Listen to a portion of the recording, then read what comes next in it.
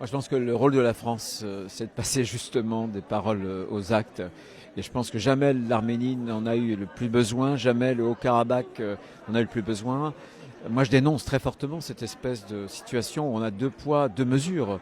Est-ce que, bien sûr que toutes les vies, elles comptent, mais la souveraineté arménienne, elle compte tout autant que la souveraineté ukrainienne. Les souffrances arméniennes, elles comptent tout autant que les souffrances ukrainiennes. Et je pense que tant que la France, avec d'autres pays occidentaux, ne taperont pas du poing sur la table, M. Aliyev avancera ses pions. Et il ne faut pas se faire d'illusions. Ce qui se passe en Arménie nous concerne tous. C'est pour moi une évidence. Et on ne peut pas assister aujourd'hui à l'heure dite du génocide qu'il y a eu il y a un peu plus de 100 ans. C'est inacceptable. Donc quelque chose de grave se joue. Ce quelque chose se passe au vu aussi de toutes les nations du monde. Et je pense que c'est l'honneur de la France, l'honneur de l'Europe de réagir. L'Europe, j'y compte pas beaucoup. Quand on voit le comportement de la présidente de la Commission européenne qui s'est couchée devant M. Aliyev, en revanche, il faut que la France, qui porte cette voix et qui cultive une amitié multiséculaire avec l'Arménie, il faut vraiment, et moi j'attends le président de la République, non pas dans des discours, mais dans des actes. On doit fournir, par exemple, à l'Arménie des moyens de défense. Ça, c'est très concret. Mais d'abord, je crois qu'il y a urgence à agir. C'est la raison pour laquelle il me paraissait important de rappeler ce qui se passe aujourd'hui en Artsakh au Parlement européen. Je l'ai fait avec des collègues d'autres bords politiques et je crois que c'est un combat qui dépasse les clivages aussi bien en France que dans notre Parlement. Malheureusement, nous sommes face à une incroyable surdité de la part des institutions européennes, une surdité volontaire, un aveuglement volontaire, un déni de réalité sur la gravité de la situation. Et il faut d'abord commencer par le dire. Vous avez raison de parler d'agir, mais les mots aussi ont une portée. Maintenant, que faire ? Je crois que déjà ces alertes ont porté leurs fruits. On a appris aujourd'hui que le Conseil avait validé à l'unanimité le fait de non seulement renouveler, mais de consolider une mission européenne en Arménie. Cette mission va être dotée d'effectifs plus importants. Elle va être mandatée pour une durée de 2 ans. Et je crois que c'est un élément important parce que il me semble qu'avec cette mission sur le sol arménien, il sera plus difficile pour Aliyev de mener des opérations d'agression unilatérale comme celle qu'il avait lancée il y a maintenant quelques mois contre le territoire de la République d'Arménie. La question de l'Artsakh, elle reste entière et je crois en effet qu'il faut agir de toute urgence. Je l'ai dit au Parlement, il faut mettre en œuvre maintenant une mission humanitaire pour venir au secours de la population du Haut-Karabakh qui manque de tout, qui a froid, qui a faim, qui ne peut plus se soigner, dont les enfants ne peuvent plus être éduqués. Il faut absolument que cette population reçoive de l'Europe l'aide dont elle a besoin pour survivre. Nous sommes devant un terrorisme d'État, celui de l'Azerbaïdjan, qui veut tout faire pour décourager cette population civile, innocente et paisible, la décourager de vivre simplement sur ses terres comme elle en a le droit.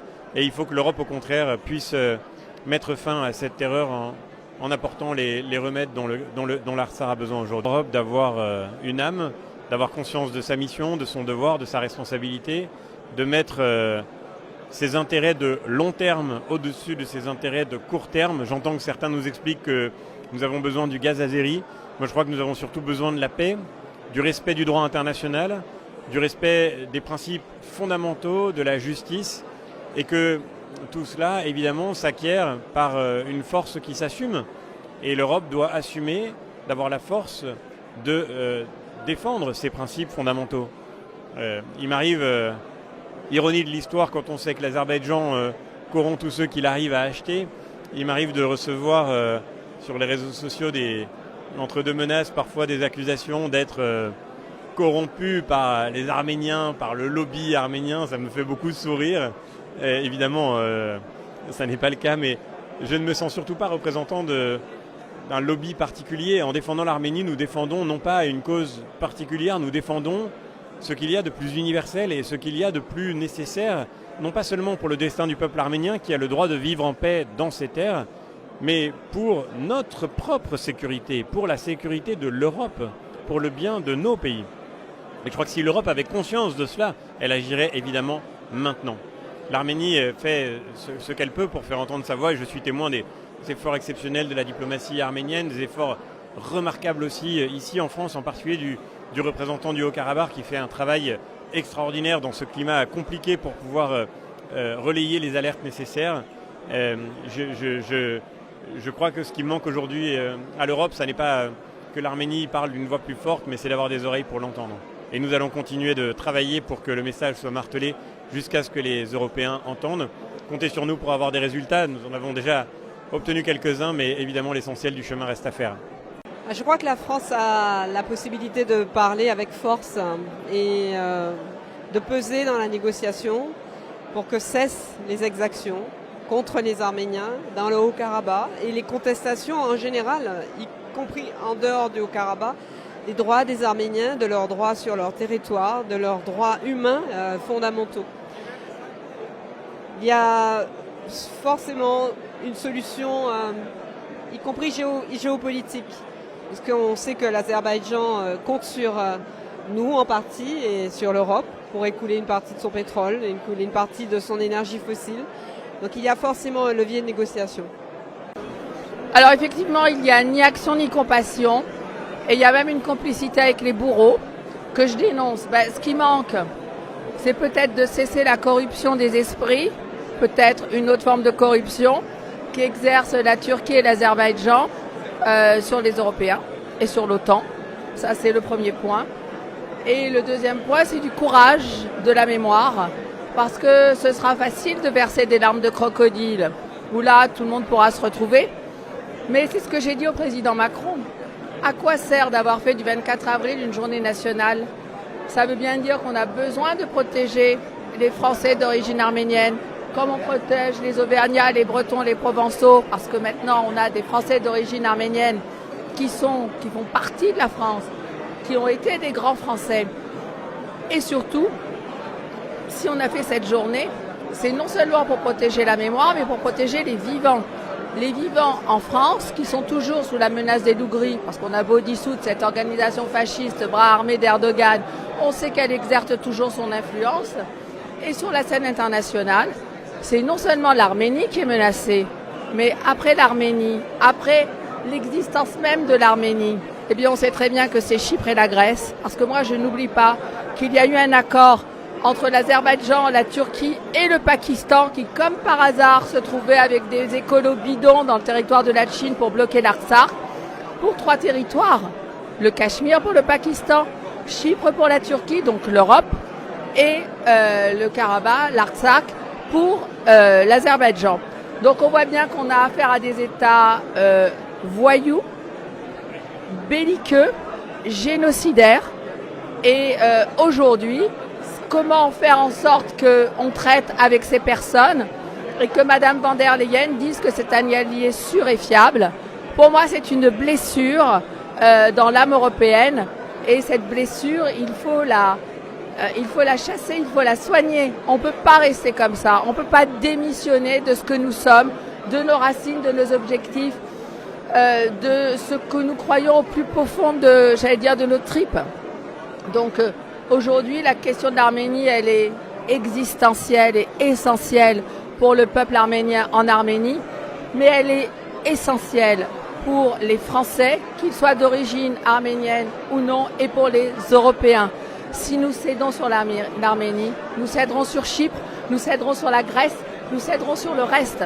Et quand on a vu qu'au sein de l'Union européenne, il y avait ce scandale des Qatar Papers, on va dire, version corruption des députés européens, que va-t-on découvrir d'autre? Quels sont les autres pays qui, par hasard, je n'en sais rien, moi je ne suis pas enquêteur, mais peut-être qu'on va découvrir qu'il y a la Caviar Connection ou d'autres pays qui agissent auprès de certains parlementaires pour qu'ils se taisent et pour qu'ils choisissent des combats pour lesquels la Turquie ou l'Azerbaïdjan sont les complices ou sont en tout cas les propagateurs.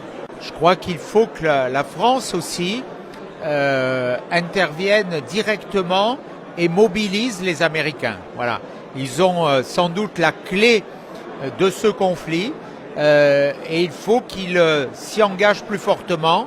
Il faut sans doute qu'on prenne des initiatives au sein du Conseil de sécurité de des Nations Unies, dont la France est membre permanent. C'est cette exigence qui doit porter à un niveau supérieur et qui doit dépasser les simples voies de la protestation. Et vous avez raison, aujourd'hui il faut des actions concrètes et il faut dissuader les Azéris de commettre aujourd'hui cette forme d'atteinte à l'intégrité de l'Arménie. Cette situation, vous le soulignez, elle est dramatique, elle est insupportable, et elle doit appeler à une mobilisation très puissante, très forte de la communauté internationale, en tout cas de ceux qui, au sein de cette communauté internationale, sont attachés à la souveraineté des peuples, à leur indépendance, à leur liberté. Ce qui se passe à Artsakh est indigne et nous devons réagir. Et la France, je l'ai dit devant l'Assemblée nationale, doit être le moteur de cette réaction. Et j'appelle le président de la République français, Emmanuel Macron, à prendre des initiatives pour ne pas laisser aujourd'hui les 120 000 Arméniens qui sont prisonniers de cette volonté des Azéris de couper le corridor de Latchin et en plein hiver de les laisser dans une situation de quasi-famine, livrés au froid, aux éléments climatiques. Oui, nous devons réagir. La France doit être le moteur, doit appeler les États-Unis aussi à agir, à faire pression et à ne pas abandonner l'Arménie. C'est un devoir par rapport à nos liens ancestraux avec l'Arménie. C'est un devoir par rapport à ce que représente le peuple arménien. Nous avons cette communauté de destin, nous avons cette communauté de civilisation.